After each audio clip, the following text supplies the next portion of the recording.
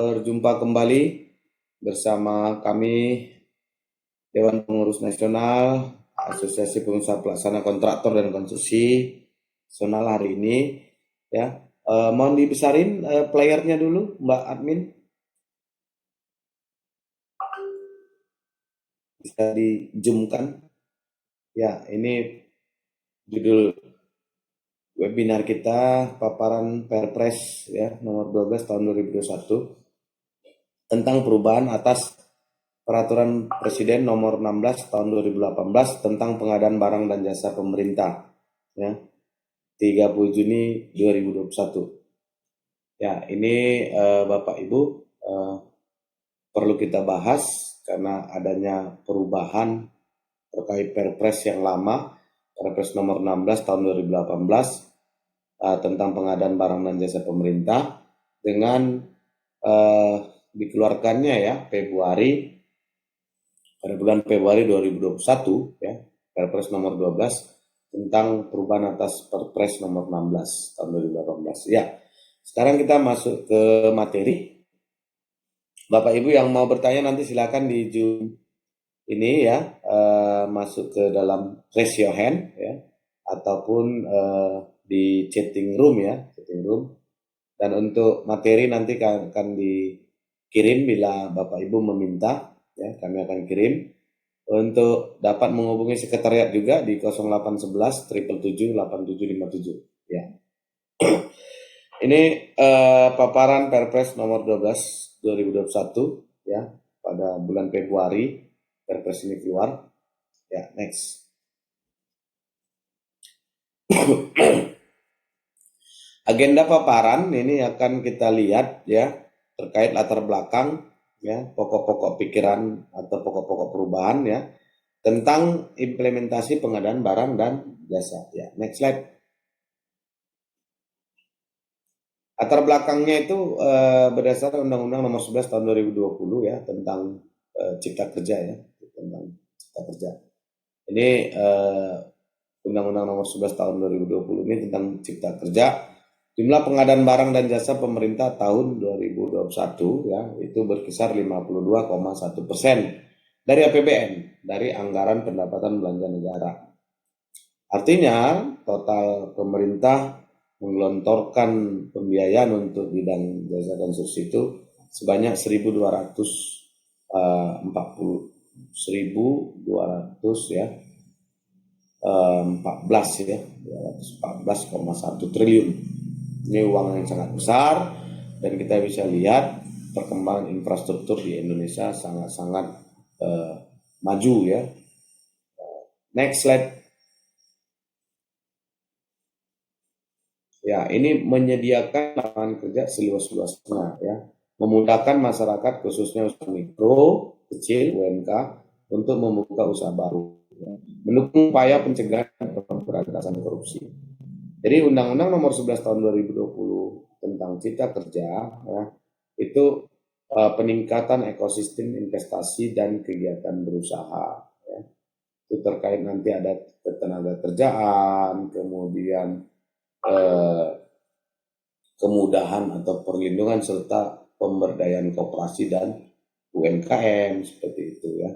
Pelaksanaan administrasi pemerintah ya, kemudian terkait juga kawasan ekonomi ya. Jadi kawasan ekonomi baik itu FTZ, Retention Area ataupun KAK ya, kawasan ekonomi khusus. Kemudian kemudahan berusaha ya, dukungan riset dan inovasi ya. Kemudian yang paling sering bermasalah adalah maaf terkait pengadaan tanah ya.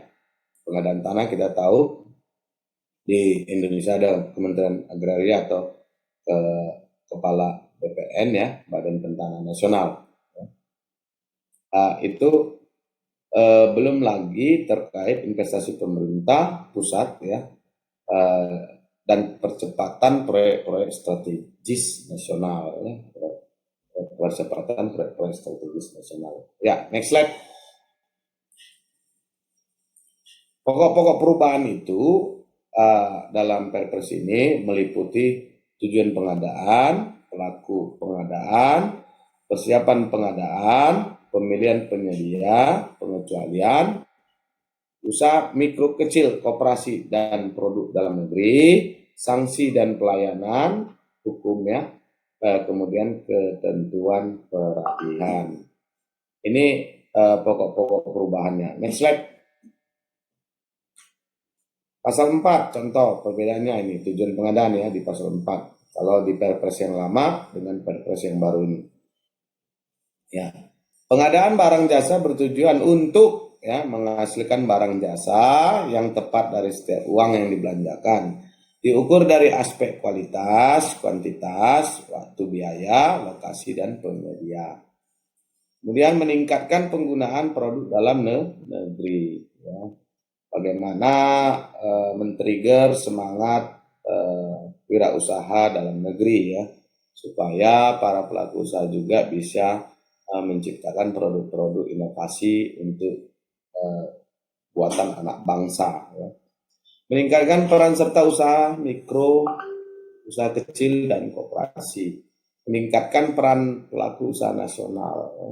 Mendukung pelaksanaan penelitian dan pemanfaatan barang jasa hasil penelitian. Meningkatkan keikutsertaan industri kreatif, mewujudkan pemerataan ekonomi dan memberikan perluasan kesempatan berusaha, meningkatkan pengadaan berkelanjutan. Pasal 8 ya, pelaku pengadaan. Pasal awal ini kalau di situ dibuat pasal awalnya itu A itu PA, penguasa anggaran, KPA, PPK, pejabat pengadaan, pokja pemilihan, agen pengadaan, baru PJPHP, PPHP. Nah, itu sekarang udah dihapus. Ya, kemudian penyelenggaraan swasembada dan penyedia. Jadi yang pasal awal di pasal 8 itu diubah ya, di G-nya itu item G-nya itu dihapus, dibuang ya. Next slide. PJPHP atau PPHP ya, pasal di awal itu PPK menyerahkan barang jasa sebagaimana dimaksud dalam pasal 57 kepada PA atau KPA. PA KPA meminta PJPHP atau PPHP untuk melakukan pemeriksaan administratif terhadap barang jasa yang akan diserah terimakan. Hasil pemeriksaannya itu dimaksud dengan pasal mengacu kepada pasal sebelumnya. Di dalam pasal perubahan ini, di pasal 8 ini, PPK menyerahkan barang jasa sebagaimana dimaksud dalam pasal 57 kepada PA dan KPA. Serah terima sebagaimana dimaksud pada ayat 1 dituangkan dalam berita acara. Jadi buat aja di dalam berita acara ya. Penghapusan definisi ya PJ, PHP, PHP ini di dalam pasal 1 juga terjadi perubahan. Pasal 1 ayat 14 dan 15. Penghapusan penetapan PJHPP, PPHP oleh PA dan KPA di pasal 9 ayat 1 dan huruf I. Ya. Huruf 1 ya, 1 Romawi. Di pasal 8 di huruf G ya, penghapusan PJ, PHP atau PPHP dari pelaku pengadaan. Di pasal 15 itu ada penghapusan tugas ya, tugas dan kewenangan PJ, PHP atau PPHP. Di pasal 82 penghapusan pengenaan sanksi kepada PJHP atau PPHP. Ya. Next slide. Jadi satu pasal berubah, Bapak Ibu, akan mempengaruhi perubahan pasal-pasal lainnya karena saling terikat. Jadi kalau namanya sudah dihapus, ya harus kita sinkronkan dengan pasal pertama sampai pasal terakhir. Supaya sinkron, jadi ada perubahan yang betul-betul terjadi penghapusan atau perubahan fungsi atau aktual itu harus dilakukan dari pasal pertama sampai pasal akhir. Pasal awal, pasal 9 ya PA, anggaran. Di pasal 9 ayat 1, PA memiliki tugas dan kewenangan huruf A sampai dengan huruf H ya. A sampai H. Nah, itu nanti ada perubahan, yaitu yang I, item I, menetapkan PJPHP atau PPHP. Jadi di si PA itu menentukan PJPHP, PPP. Kalau di pasal perubahannya, PA memiliki tugas dan kewenangan huruf A sampai dengan huruf F, ya. Di F-nya itu menetapkan pengenaan sanksi daftar hitam, huruf G sampai dengan huruf A dihapus. Itu yang perubahan terbaru. Next. Pasal awal di pelaku pengadaan ini juga ada dipengaruhi oleh pada pasal 10 ya, pasal 10 ayat 5 ini pasal awalnya. Pasal 10 ayat 5 yang berisi dalam hal tidak ada personel yang dapat ditunjuk sebagai PPK, KPA dapat merangkap sebagai PPK. Pasal 11 PPK dalam pengadaan barang jasa sebagaimana dimaksud dalam pasal 8 huruf C memiliki tugas huruf A sampai dengan huruf O. Oke. Di pasal perubahan, pasal Perpres baru ini, pasal 10 ayat 5, KPA pada pengadaan barang jasa yang menggunakan anggaran belanja dari APBD dapat merangkap sebagai PPK. Di pasal 11, perubahan terbaru, PPK dalam pengadaan barang jasa sebagaimana dimaksud dalam pasal 8 huruf C memiliki tugas huruf A sampai dengan huruf P melaksanakan konsolidasi pengadaan barang jasa. Dalam hal tidak ada penetapan PPK pada pengadaan barang jasa yang menggunakan anggaran belanja dari APBD, PA atau KPA menugaskan PPTK untuk melaksanakan tugas PPK sebagaimana dimaksud pada ayat 1 huruf A sampai dengan huruf M. PPTK yang melaksanakan tugas PPK sebagaimana dimaksud pada ayat 3 wajib ya, ini wajib memenuhi persyaratan kompetensi PPK. Next slide. Ya, ini di pelaku pengadaan ya, kerja pembelian. Pasal awal di pasal 13 ayat 1, kalau kita lihat yang di Perpres lama, pojok pemilihan dalam pengadaan barang jasa sebagaimana dimaksud dengan pasal 8 huruf E memiliki tugas A. Melaksanakan persiapan dan pelaksanaan pemilihan presiden. B. Melaksanakan persiapan dan pelaksanaan pemilihan penyedia untuk katalog elektronik.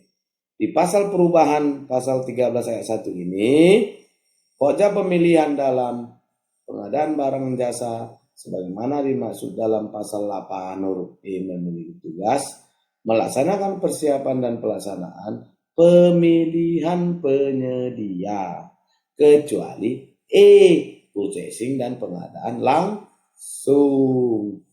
B dihapus. Gampang ya Bapak Ibu. Jadi yang dihapus adalah redaksinya apa? Melaksanakan persiapan dan pelaksanaan pemilihan penyedia untuk katalog elektronik. Itu dihapus. Next. Sampai sini ada pertanyaan Bapak Ibu? Raise your hand atau di chatting room ya. Ya, jenis kontrak. Di sini ada jenis kontrak. Kita lihat persiapan pengadaan juga masih ya di pasal 27 ya. Di pasal awalnya itu jenis kontrak. Pengadaan barang jasa konstruksi terdiri dari lamsam, harga satuan, gabungan lamsam dan harga satuan, terima jadi atau tengki, dan kontrak payung. Jenis kontrak pengadaan jasa konsultasi terdiri atas lamsam, waktu penugasan, dan jenis kontrak pengadaan barang dan jasa lainnya terdiri atas lamsam, harga satuan, gabungan lamsam dan harga satuan, kontrak payung. Jenis kontrak pengadaan pekerjaan konstruksi terdiri atas lamsam, harga satuan, gabungan lamsam, dan harga satuan.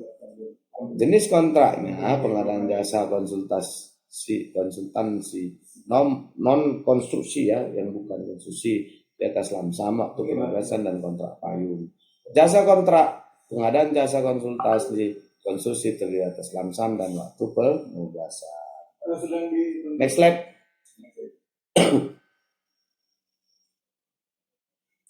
Jenis kontrak ya, jenis kontrak di pasal 27 kontrak putar kunci atau turnkey project ya. Penyedia setuju membangun proyek secara lengkap sampai selesai termasuk pemasangan perlengkapan. Siap dioperasikan dan dihuni secara terjadwal. biaya kontrak plus imbalan. Penanganan keadaan darurat, nilai kontrak, kemudian nilai aktual limpahan. Next.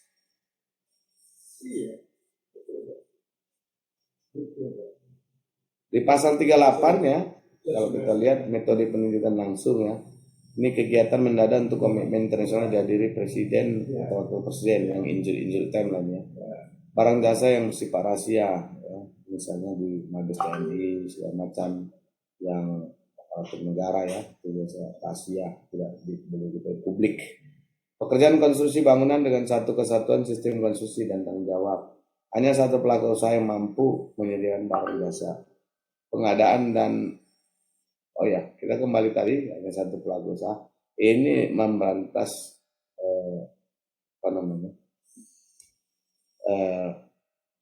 jadi pengadaan dan penyaluran benih unggul untuk ketahanan pangan, pekerjaan sarana dan prasarana umum masyarakat berpenghasilan rendah.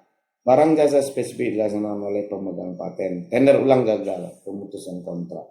Nah, seperti itulah ya Bapak Ibu punya. Next slide. C. Persiapan pengadaan. Yang pertama, pelaku usaha yang mampu. Satu pemegang hak cipta, ya. Jasa konsultasi di bidang hukum yang tidak direncanakan sebelumnya, yang bersifat pelaksanaan pekerjaan harus segera dan tidak dapat ditunda. Permintaan berulang atau rapat untuk penyedia jasa konsultasi yang sama. Mbak admin tolong digedein sedikit lagi, saya kurang nampak. Mbak admin, sedikit saja. Admin, boleh dibesarkan sedikit? Halo admin.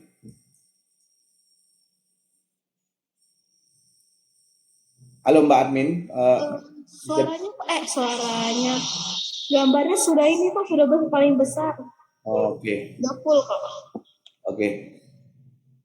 Jasa konsultasi yang bersifat rahasia, jasa ahli dewan sengketa atau konstruksi. Ya. Next slide. Ya, ini e-purchasing ya di pasal 38 ya. Jadi kalau kita lihat e-purchasing itu katalog elektronik, kemudian toko daring dan e-purchasing. Katalog elektronik ya, katalog elektronik nasional, katalog elektronik sektoral, katalog elektronik lokal, toko dalam jaringan, standar atau dapat distandarkan, memiliki sifat risiko rendah, harga sudah terbentuk di pasar. Next. Pemilihan penyedia ya, informasi dalam katalog elektronik memuat daftar jenis, spesifikasi teknis, TKDN, produk dalam negeri, produk SNI, negara asal, harga penyedia dan informasi lainnya, barang jasa. Pasal awal ya, pemilihan produk yang dicantumkan dalam katalog elektronik dilaksanakan oleh Kementerian Lembaga Pemerintah Daerah atau LKPP. Pemilihan produk katalog elektronik dilakukan dengan metode tender atau negosiasi. Di dalam pasal perubahannya itu di ayat 3 ya, pengelolaan katalog elektronik dilaksanakan oleh kementerian, lembaga, pemerintah daerah atau LKPP. Jadi yang keempat itu dihapus ya. Pemilihan produk katalog elektronik dilakukan dengan metode tender atau negosiasi, itu dihapus. Ya, next slide.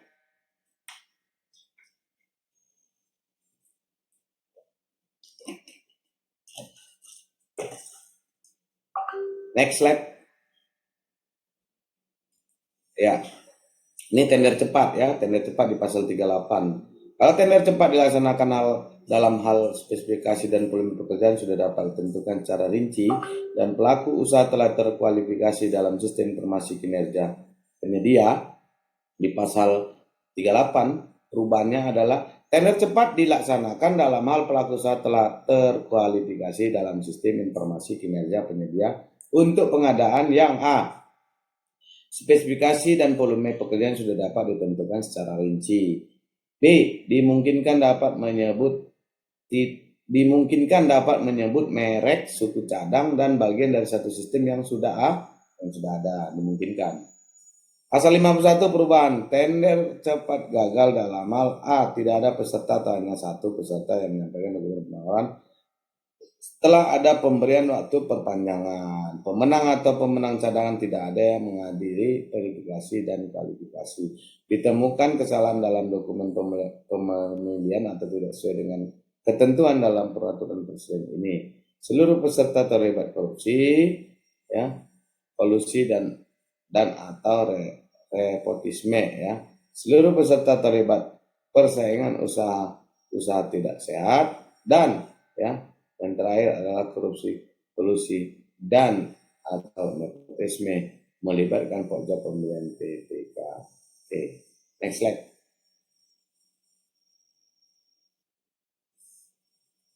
Oke, kita lihat ini pasal awalnya pasal 61.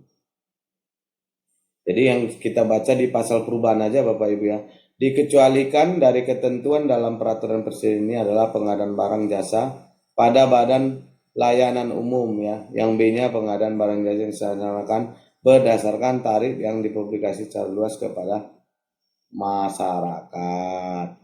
Pengadaan barang jasa yang dilaksanakan sesuai dengan praktek bisnis yang sudah mapan. Pengadaan barang jasa yang diatur dengan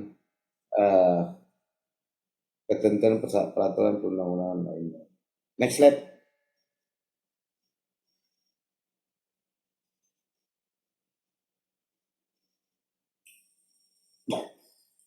Usaha mikro, kecil, koperasi dan produk dalam negeri.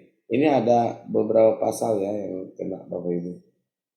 Pasal 19 terkait tulisan spesifikasi teknik atau KK Produk usaha mikro dan kecil serta koperasi dari luar dari hasil produksi dalam negeri, produk ramah lingkungan kemudian barang dan jasa berlabel ramah di lingkungan hidup Pasal 65 Kementerian Lembaga dan Pemerintah Daerah wajib menggunakan produk UMK Aplikasi paling tidak sulit di 40% dari sisi anggaran berupa barang jiwanya. Next.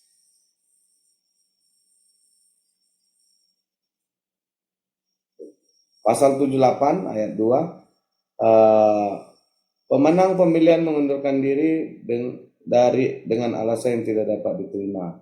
Pasal 85 penyelesaian sengketa kontrak penyedia dalam pelaksanaan dilakukan melalui layanan penyelesaian sengketa kontrak arbitrase, Dewan Sengketa Konstruksi atau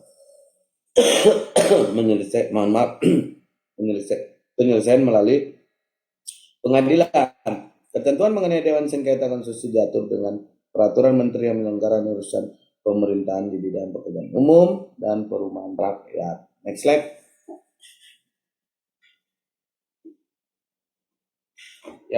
Tambahan pasal 2 dalam ketentuan peralihan ini di tahun 2021 ada di pasal ayat 4 Peraturan Presiden mulai berlaku 2 Februari 2021.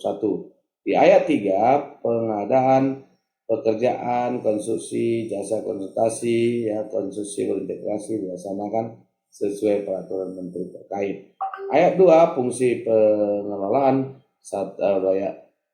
layanan pengadaan serta elektronik secara elektronik yang dilaksanakan oleh unit kerja terpisah unit kerja terpisah. Personel lainnya di ayat 1 itu nanti ini ada tetap. Oke, next slide. Ini tantangan implementasi barang jasa pemerintah. Next slide. Kalau ada yang mau bertanya bisa di chatting room. Oke. Next. Ya, ini tantangan dan implementasinya. Nilai paket untuk UMKM maksimal 15 miliar. Tender cepat.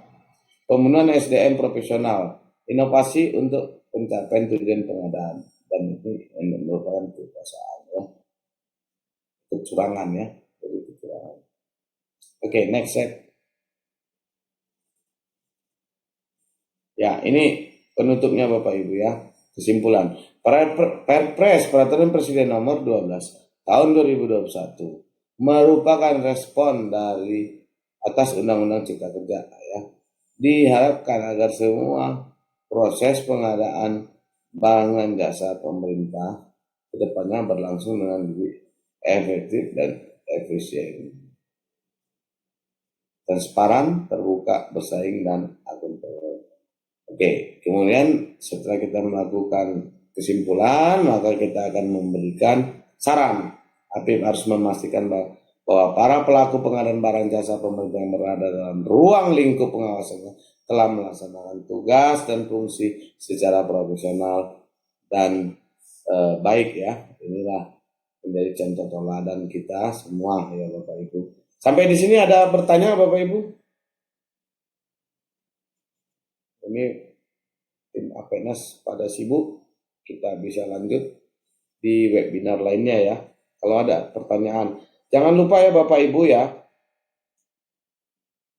Sebelum kita akhiri ini jangan lupa mengisi absensi ya, sudah dikirim admin tadi absensi linknya. Kemudian juga jangan lupa yang membutuhkan sertifikat webinar bisa diminta ke sekretariat di 0811 777 8757. Sampai ketemu kemudian ya Bapak Ibu semua sehat-sehat, salam sehat di masa pandemi ini, sehat-sehat senantiasa. Saya kembalikan ke admin. Terima kasih admin untuk kerjasamanya. Sehat senantiasa. Oke, terima kasih Pak.